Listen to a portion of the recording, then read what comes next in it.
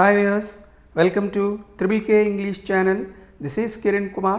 Please subscribe my channel and share this video if you like and press bell icon for more updates. In this video, we are going to learn active voice and passive voice. ప్రస్తుతం మనం active voice మరియు passive వాయిస్ని నేర్చుకోబోతున్నాం. Active voice and passive voice. Observe the following. ప్రస్తుతం మనం active voice మరియు passive voice అనేటువంటి ఒక న్యూ టాపిక్ని నేర్చుకోబోతున్నాం. Please observe the sentences. Raghuram prepares a nice model. India defeated Pakistan. We know prepares is a verb in the first sentence.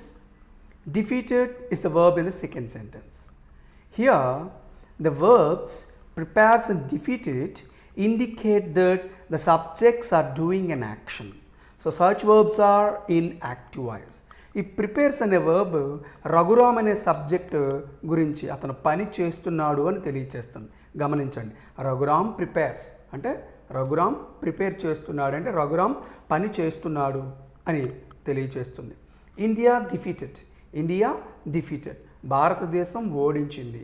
ఈ defeated అనేటువంటి పదము ఈ ఇండియా అనేటువంటి సబ్జెక్టు పని చేస్తున్నట్టుగా తెలియచేస్తుంది. సో ఇక్కడ ఇచ్చినటువంటి ఏజెంట్స్ రఘురామ్ అండ్ ఇండియా అనేటువంటి ఏజెంట్స్, వీటిని మనం సబ్జెక్ట్స్ అంటాం. ఇవి పని చేస్తున్నాయి అని చెప్పేసి ఇక్కడ ఇచ్చినటువంటి ప్రిపేర్స్ అండ్ డిఫీటెడ్ అనే వర్బ్స్ తెలియచేస్తున్నాయి. కాబట్టి ఇక్కడ వర్బ్ యాక్టివ్ వాయిస్లో ఉంది అని చెప్పి అర్థం. Okay, when the verbs indicate that the subjects or agents are doing an action, such verbs are in active voice.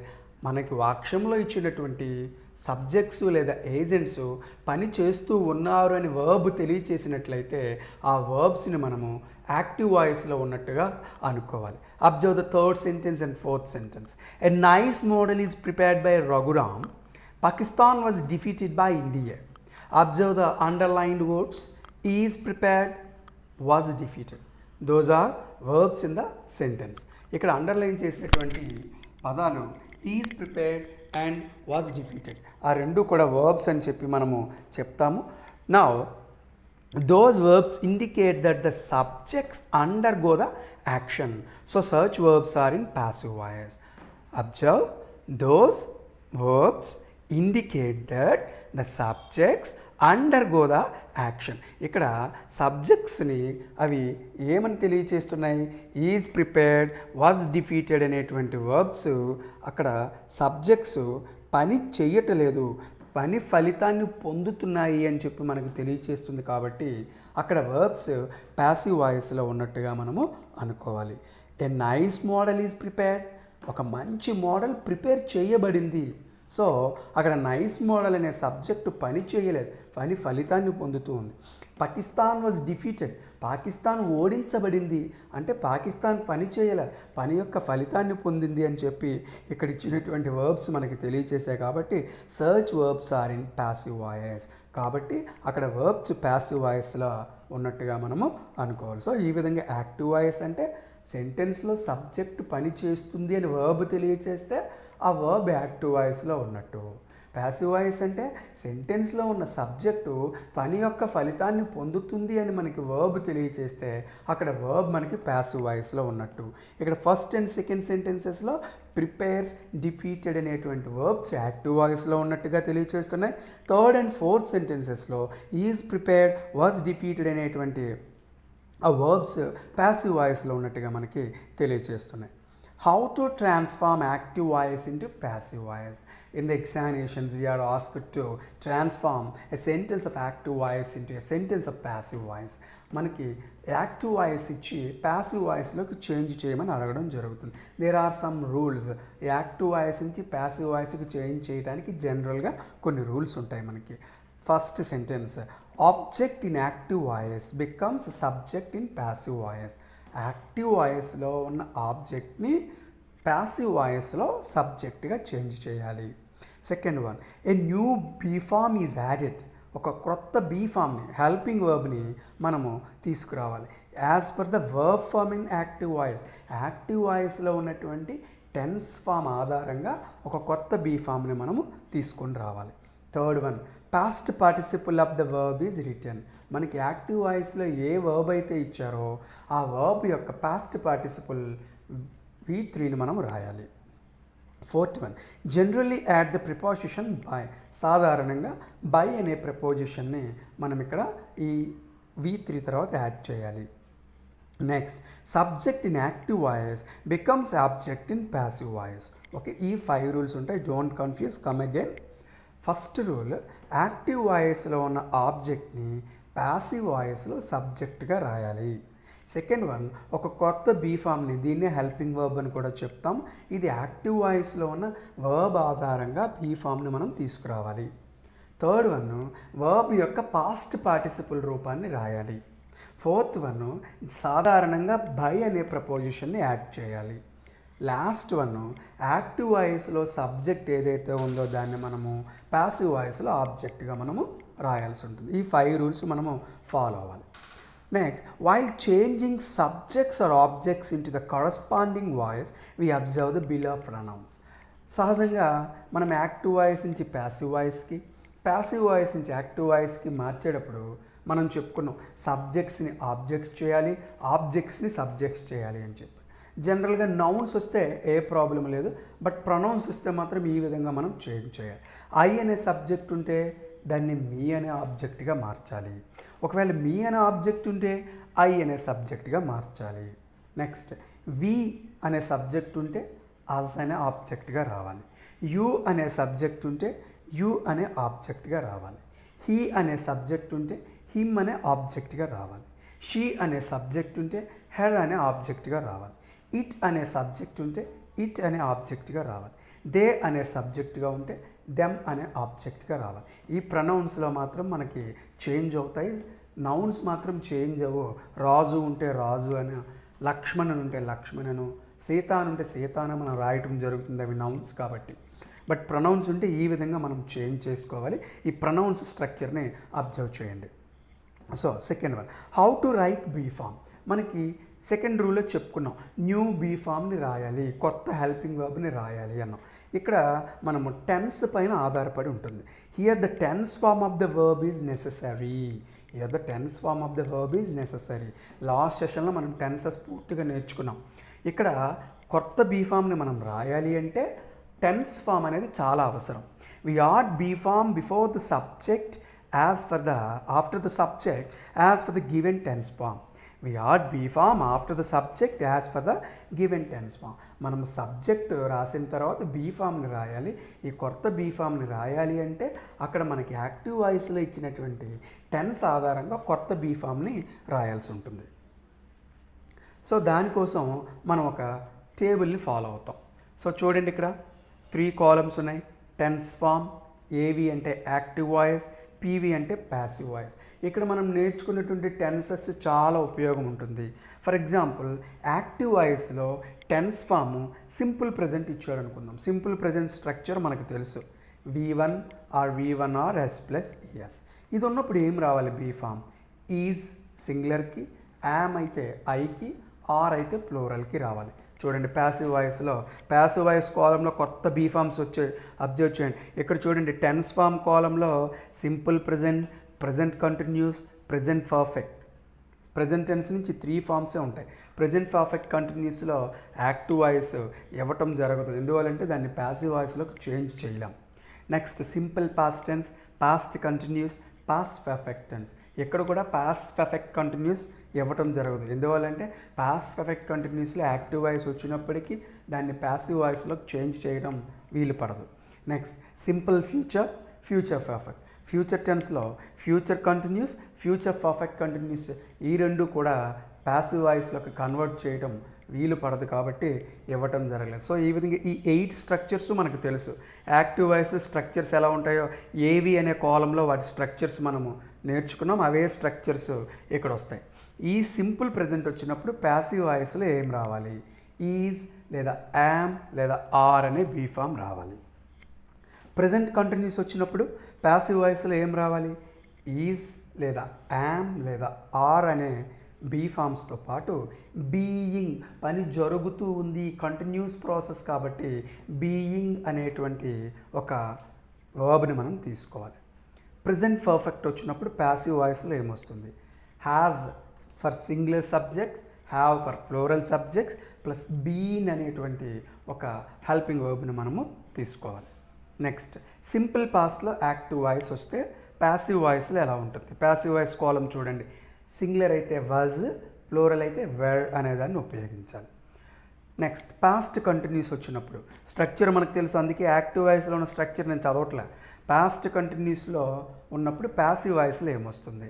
Singular వచ్చినప్పుడు వాజ్, ప్లూరల్ వచ్చినప్పుడు వేర్, కంటిన్యూస్ టెన్స్ కాబట్టి బీయింగ్ అనే పదాన్ని ఉపయోగించాలి. నెక్స్ట్ పాస్ట్ పర్ఫెక్ట్ యాక్టివ్ వాయిస్లో మనకు structure తెలుసు. Past perfect వచ్చినప్పుడు ప్యాసివ్ వాయిస్లో ఏం చేయాలి? హ్యాడ్ అనే హెల్పింగ్ వర్బ్ని తీసుకొని బీన్ అనే పదాన్ని పర్ఫెక్ట్ టెన్స్లో, రెండు పర్ఫెక్ట్ టెన్స్లో గమనించండి. ప్రజెంట్ పర్ఫెక్ట్లో కూడా బీ ఫామ్ తర్వాత బీన్ వచ్చింది, పాస్ట్ పర్ఫెక్ట్లో కూడా బీన్ వచ్చింది. Next simple future structure active voice structure అక్కడ ఇచ్చాం చూడండి. ప్యాసివ్ వాయిస్లో ఏముంటుంది? విల్ లేదా షల్ ప్లస్ బీ అనేదాన్ని తీసుకోవాలి. విల్ లేదా షల్ ప్లస్ బీ అనే పదాన్ని తీసుకోవాలి.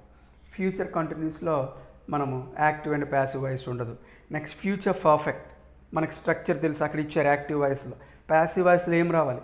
Will or shall plus have plus been అనే పదాన్ని మనం ఇక్కడ తీసుకోవాలి.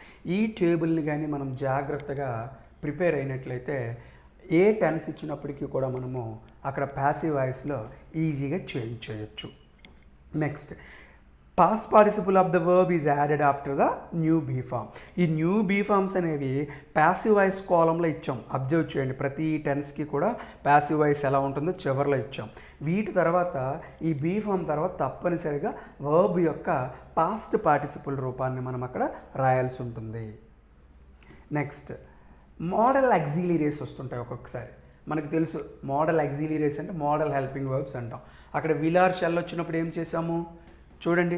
విల్ ఆర్ షెల్ వచ్చినప్పుడు will or shall plus be రాసాం. ఇక్కడ కూడా అలానే కెన్ కానీ కుడ్ కానీ, would, should, may, might, must వీటితో పాటు V1 అనేది ఉంటుంది మనకి. సో అప్పుడు ప్యాసివ్ వాయిస్లో ఏం చేస్తాం? యాజ్ ఇట్ ఈజ్గా ఇచ్చినటువంటి బీ ఫామ్ని, ఆ మోడల్ హెల్పింగ్ వర్బ్ ఏదైతే ఉందో ఆ మోడల్ హెల్పింగ్ వర్బ్ని రాసి ప్లస్ బీ ప్లస్ V3 అనేది రాస్తాం. చూసారా, ఇందాక విల్ వచ్చినప్పుడు విల్ బీ అన్నాం, షల్ వచ్చినప్పుడు షల్ బీ అన్నాం. ఇక్కడ కూడా అలానే ఈ మోడల్ హెల్పింగ్ వర్బ్స్ ఏవైతే వచ్చాయో ఆ మోడల్ హెల్పింగ్తో పాటు బీ ప్లస్ V3 అనేది మనం రాయాలి. ఫర్ ఎగ్జాంపుల్ కెన్ ఇచ్చాడు అనుకోండి, they can write a letter అన్నాడు. ఇప్పుడు మనం చేయాల్సింది ఏది? కెన్ కాబట్టి, కెన్ రైట్ కాబట్టి కెన్ బీ, రైట్ యొక్క V3 ఏంటి? రిటర్న్. ఒకవేళ she would paint a picture అన్నాడు, వుడ్ పెయింట్ని మనం అబ్జర్వ్ చేయాలి. వుడ్ వచ్చినప్పుడు ఏం చేయాలి? Would plus be, would be. Paint యొక్క థర్డ్ ఫామ్ ఏంటి? Painted, would be painted. ఈ విధంగా మనము రాయాల్సి ఉంటుంది. నెక్స్ట్ సెకండ్ రో చూడండి ఒకసారి. ఈ పర్ఫెక్ట్ కండిషనల్ అంటాం. అంటే పైన చెప్పుకున్నటువంటి బీ ఫామ్సే పర్ఫెక్ట్ కండిషనల్ టెన్స్లో వాడతాం. పర్ఫెక్ట్ కండిషనల్ అంటే ఏం లేదు, పైన బీ ఫామ్స్ ప్లస్ V1 అన్నాం. ఇక్కడ బీ ఫామ్స్ ఆ model helping verbs plus have plus V3 ఉంటుంది. అండర్లైన్ చేసి ఇచ్చాం, గమనించండి. ఆ మోడల్ హెల్పింగ్ వర్బ్స్తో పాటు హ్యావ్ ప్లస్ పాస్ట్ పార్టిసిపుల్ వస్తే దాన్ని పర్ఫెక్ట్ కండిషనల్ టెన్స్ అంటాం. ఇలా వచ్చినప్పుడు ఏం చేయాలి? For example can have return అన్నాం, ఏం లేదు, కెన్ హ్యావ్ బీన్ రిటర్న్. ఆ బీ ఫామ్ రాసి పక్కన ప్యాసివ్ వాయిస్ కాలంలో చూడండి, ఆ ఇచ్చినటువంటి మోడల్ హెల్పింగ్ వర్బ్ రాసి హ్యావ్ బీన్ రాసి పాస్ట్ పార్టిసిపుల్ వర్బ్ రాస్తాం. అబ్జర్వ్ చేస్తే ఏమీ కన్ఫ్యూజన్ ఉండదు. ఒకవేళ they could have come here అన్నాం, they could have come here. For example could have come అనేది ఇప్పుడు మనము పర్ఫెక్ట్ కండిషనల్. కుడ్ హ్యావ్ ఉంది కాబట్టి మనం ఇప్పుడు ఏం చేయాలి? కుడ్ హ్యావ్ బీన్ రాసి ఆ కమ్ యొక్క past participle come, came, come అనేది మనం రాయాలి. ఫర్ ఎగ్జాంపుల్ మే హ్యావ్ ఉందనుకుందాం, మే హ్యావ్ గాన్ అన్నాం. ఇప్పుడు ఏం చేయాలి? మే హ్యావ్ రాసుకొని మనము బీన్ అనేది రాసి ఆ గాన్ అనేది మనం అక్కడ రాస్తాం. కన్ఫ్యూజ్ అవ్వద్దు. ఈ మోడల్ హెల్పింగ్ వర్బ్స్లో modal helping verbs plus V1 present tense of verb వస్తే ఆ ఇచ్చినటువంటి మోడల్ హెల్పింగ్ వర్బ్ ఏదైతే ఉందో అది ప్లస్ బీ ప్లస్ V3 రాస్తాం. నెక్స్ట్ కాలంలో ఏమి ఇచ్చాడు? ఆ model helping verbs plus have plus V3 ఇస్తే ఆ మోడల్ హెల్పింగ్ వర్బ్తో పాటు హ్యావ్ బీన్ ప్లస్ V3 అని రాయాలి, ఏమీ కన్ఫ్యూషన్ అవసరం లేదు. ఓకే, ఈ విధంగా మనకి ఇక్కడ ఇచ్చినటువంటి టెన్సెస్ టేబుల్, అదేవిధంగా ఈ మోడల్ హెల్పింగ్ వర్బ్స్ ఇచ్చినప్పుడు ఏ విధంగా అనేది అబ్జర్వ్ చేస్తే మనం టెన్సెస్ని ఈజీగా చేంజ్ చేయొచ్చు.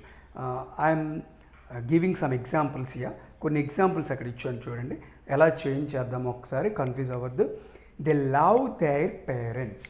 ఇక్కడ మనకి దే లవ్, వారు తల్లిదండ్రులను ప్రేమిస్తున్నారు. వారు అనే సబ్జెక్ట్ పని చేస్తున్నారు కాబట్టి ఇక్కడ వర్బ్ యాక్టివ్ వాయిస్లో ఉంది అని మనకు అర్థమైంది. ఇప్పుడు దీన్ని ప్యాసివ్ వాయిస్లోకి చేంజ్ చెయ్యాలి అంటే ఫస్ట్ దే అనేది సబ్జెక్ట్, లవ్ అనేది వర్బ్, దేర్ పేరెంట్స్ అనేది object.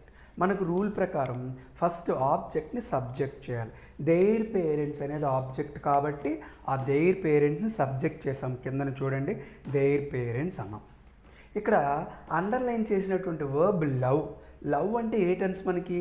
Simple present tense. Table దగ్గరికి రండి, చూడండి ఫస్ట్లో సింపుల్ ప్రెజెంట్ V1 ఇచ్చాడు కదా. ఇప్పుడు ప్యాసివ్ వాయిస్ ఏం రావాలి? ఈజ్ కానీ, యామ్ కానీ, ఆర్ కానీ రావాలి. ఇప్పుడు దేర్ పేరెంట్స్ అనేది ప్లోరల్ కాబట్టి ఆర్ను ఉపయోగించాం. మరి థర్డ్ రూల్ ఏంటండి? వర్బ్ యొక్క పాస్ట్ పార్టిసిపుల్ రావాలి. Love, loved, loved. So loved అనేది రాసి జనరల్లీ యాడ్ ప్రిపోజిషన్ బై అనే ప్రిపోజిషన్ యాడ్ చేయాలి. యాడ్ చేసాం. నెక్స్ట్ సబ్జెక్ట్, యాక్టివ్ వాయిస్లో సబ్జెక్ట్ ఏంటి? They. It becomes object. They అనేది ప్యాసివ్ వాయిస్లో ఆబ్జెక్ట్ అవ్వాలి. సో దేకి ఆబ్జెక్ట్ ఏది అని ఇందాక మనం చెప్పుకున్నాం చూడండి, ఇక్కడ changing pronouns into subjects and objects. They becomes them. ఇక్కడ దే అనేది దెమ్ అవుతుంది కాబట్టి సో దెమ్ అనేది చేసాం. ఈ విధంగా దే లవ్ దేర్ పేరెంట్స్ అన్నప్పుడు their parents are loved by them. ఈ విధంగా మనము చేయాలి. Second one, Geeta is evaluating the script. Subject Geeta, is evaluating verb, the script object. Object becomes subject, the script అనేది మరలా సబ్జెక్ట్ అవుతుంది. ది స్క్రిప్ట్ చేసాం. Is evaluating is present continuous. ఇక్కడ second structure చూడండి, is, am, are plus ing form. ఏమొస్తుంది? Be form. Passive వాయిస్లో చూడండి, is లేదా ఆమ్ లేదా ఆర్ ప్లస్ బీయింగ్ రావాలి. సరే, ది స్క్రిప్ట్ అనేది సింగులర్ కాబట్టి ఈజ్ యాడ్ చేసాం. కంటిన్యూస్ టెన్స్లో ఉంది కాబట్టి బీయింగ్ అనేది యాడ్ చేసాం. నెక్స్ట్ ఎవాల్యుయేట్, ఎవాల్యుయేటెడ్, ఎవాల్యుయేటెడ్ అనేటువంటి వర్బ్ని తీసుకొచ్చాం. మనకు తెలుసు బై అనే ప్రపోజిషన్ యాడ్ చేసాం. గీత సబ్జెక్ట్ని ఆబ్జెక్ట్ చేస్తాం. గీత. ఈ విధంగా ఇప్పుడు ప్యాసివ్ వాయిస్లో చూడండి, the script is being evaluated by Geeta. ఈ విధంగా మనము ప్యాసివ్ వాయిస్లోకి చేంజ్ చేసాం. Look at the third sentence, Akbar ruled Delhi. Subject Akbar, ruled verb, Delhi object. So ఆబ్జెక్ట్ని సబ్జెక్ట్ చేయండి, నౌన్ యాజ్ ఇట్ ఈజ్గా వస్తుంది. ఢిల్లీ నోట్ చేసాం. రూల్డ్, సో అక్కడ వర్బ్ ఏంటి? రూల్డ్. రూల్డ్ అంటే పాస్ట్ టెన్స్ ఆఫ్ వర్బ్, అంటే సింపుల్ పాస్ట్ టెన్స్. ఫోర్త్ కాలం చూడండి, ఇక్కడ సింపుల్ పాస్ట్ V2. ఏమొస్తుంది? ప్యాసివ్ వాయిస్ అబ్జర్వ్ చేయండి, వాజ్, ఆర్, వేర్. సింగులర్ అయితే వాజ్, ప్లూరల్ అయితే వేర్. సో మరి ఇక్కడ ఢిల్లీ అనేది సింగులర్ కాబట్టి వాజ్ యాడ్ చేసాం. రూల్ యొక్క థర్డ్ ఫామ్ V3 ఏంటి? రూల్, రూల్డ్, రూల్డ్ యాడ్ చేసాం. బై అనే ప్రపోజిషన్ యాడ్ చేస్తాం. Akbar subject, it becomes object, noun as it ఈస్గా వస్తుంది. Delhi was ruled by Akbar. Fourth one, he had driven a car. Subject he, had driven verb, a car object. Object becomes subject, a car. Had driven is the verb of past perfect tense. Come to the table. Past perfect tense, had plus V3 active voice. Come to the passive voice, had plus been. So write had been. So what is the past participle of driven? Yes, it is driven. Right, by. He becomes object, him. So ఇక్కడ చూడండి, ఈ had driven ఏ కార్లో ఏ car అనే ఆబ్జెక్ట్ని subject చేసాం. Had driven అనేది past effect కాబట్టి structure ప్రకారం టేబుల్లో మనం గమనించాం. Had been third form V3 ఏంటి? డ్రైవెన్. బై యాడ్ చేస్తాం, హీ బికమ్స్ హిమ్. ఈ విధంగా మనం చేంజ్ చేయాలి. Come to the fifth sentence, I shall watch a movie tomorrow. I shall watch a movie tomorrow. I subject, shall watch verb, A movie object.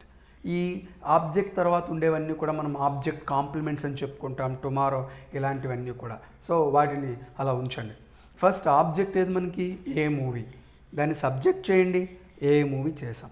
Shell watch అంటే మనకి ఏ tense ఇక్కడ గమనించండి, will or shall plus V1 simple future ఉన్నప్పుడు ఏం చేయాలి, will or shell రావాలి మనకి. So a movie shell మనం స్ట్రక్చర్లో చూసాం, సింపుల్ ఫ్యూచర్ టెన్స్లో ఆ మోడల్ హెల్పింగ్ వర్బ్తో పాటు బీ రావాలి అన్నాం. ఏ మూవీ షెల్ బీ. వర్బ్ ఏంటి, వాచ్, దాని థర్డ్ ఫామ్ ఏంటి, వాచ్డ్ రాసాం. ఇక్కడ మనకి ఆబ్జెక్ట్ కాంప్లిమెంట్స్ ఉన్నాయి కాబట్టి ఆ మిగిలినటువంటి ఆబ్జెక్ట్ కాంప్లిమెంట్స్ ఏవైతే ఉన్నాయో ఆబ్జెక్ట్ తర్వాత ఎడిషనల్ పార్ట్స్ చాలా ఉంటూ ఉంటాయి. ఆ పార్ట్స్ని ఇక్కడ మనము ఈ V3 తర్వాత రాయాల్సి ఉంటుంది. ఇక్కడ బై మీ అనేది యాడ్ చేసినా పర్వాలేదు, చేయకపోయినా పర్వాలేదు. ఎందువల్లంటే వర్బ్ తర్వాత మనం ఆబ్జెక్ట్ కాంప్లిమెంట్స్ ఎడిషనల్ పార్ట్స్ రాసాం కాబట్టి ఇలా వదిలేసిన ప్రాబ్లం లేదు, లేదా బై మీ అని నోట్ చేసి ఇలా పుట్టిన బ్రాకెట్స్లో ఉంచిన ప్రాబ్లం లేదు. So a movie shall be watched tomorrow, no ఇలా వదిలేస్తే సరిపోతుంది. ఎడిషనల్ పార్ట్ మనము బై మీ అని రాయాల్సినటువంటి అవసరం అయితే ఏమీ లేదు. Next, they could have done it for us. So ఇక్కడ షెల్ వాచ్ అన్నాం, దాని ప్లేస్లోనే కెన్, కుడ్, మే, మైట్ ఏవి వచ్చినా షెల్ ఉన్నప్పుడు షెల్ బీగా ఎలా రాసాము, can be, may be, might be, would be, ఇలాగే మనం రాస్తాం. No problem in that. Next come to the last sentence, they could have done it for us. They subject, could have done verb, it object, for us additional part. ఈ for us అనేది additional part అలా ఉండేవండి. So ఇప్పుడు మనము object ఏంటి, it, దాన్ని subject చేయండి, it. Could have done అన్నాం, ఇందాక చెప్పుకున్నాం మనం. Model helping verb plus have plus V3 వచ్చినప్పుడు సెకండ్ కాలం చూడండి, వచ్చినప్పుడు యాజ్ ఇట్ ఈస్గా ఏదైతే వచ్చిందో చూడండి, కుడ్ హ్యావ్ వచ్చిందా, కుడ్ హ్యావ్ నోట్ చేసి పర్ఫెక్ట్ కండిషనల్లో ఉంది కాబట్టి బీన్ అనే పదం రాసి వర్బ్ యొక్క పాస్ట్ పార్టిసిపుల్ రాస్తాం. So could have been done, మనకి పైన ఉంది డన్ అనేది, ఆ డన్ మనం రాస్తాం. చెప్పాం మనము ఈ అడిషనల్ పార్ట్ ఆబ్జెక్ట్ తర్వాత ఇచ్చినటువంటి అడిషనల్ పార్ట్స్ని ఈ V3 తర్వాత రాస్తాము. ఈ బై సబ్జెక్ట్ ఆబ్జెక్ట్ అనేది నోట్ చేసిన ప్రాబ్లం లేదు, నోట్ చేయకపోయినా ప్రాబ్లం లేదు, నోట్ చేసి బై దెమ్ అనేది ఇలా బ్రాకెట్లో ఉంచిన ప్రాబ్లం లేదు. సో ఈ విధంగా మనం యాక్టివ్ వాయిస్లో ఉన్నటువంటి సెంటెన్సెస్ని ప్యాసివ్ వాయిస్లోకి చేంజ్ చేయాలి. ఇవి బాగా ప్రాక్టీస్ చేయండి. నెక్స్ట్ సెషన్లో మనము ఇంట్రాగేటివ్ సెంటెన్సెస్ని ప్యాసివ్ వాయిస్లోకి ఎలా చేంజ్ చేస్తామనేది నేర్చుకుందాం. Thank you for watching.